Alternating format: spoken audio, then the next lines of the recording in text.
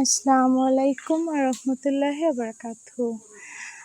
প্রতিবারের মতো এবারও ঈদের পরের দিন আমরা চলে এসেছি আমার নানু বাড়িতে। এটা হলো আমার নানু বাড়িতে অনেক পুরনো একটা তেঁতুল গাছ।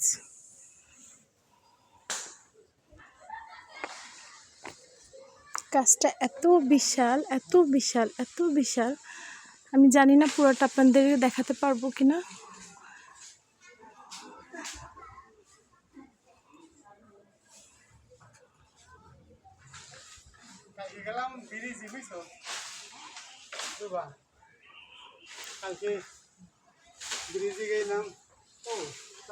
সবাই বলে এই গাছে নাকি জিন থাকে।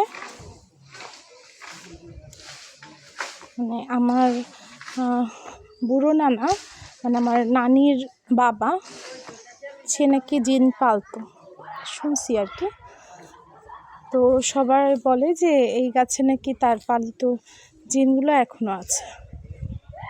এবং এই গাছে সবাই মানে তেঁতুলের সময় তেঁতুল পাড়তে ওঠে ঠিকই, কিন্তু কোনো ডাল ভাঙলে তার হাত পা ভেঙে যায়, পড়ে যায়, তার একটা না একটা অ্যাক্সিডেন্ট হয়।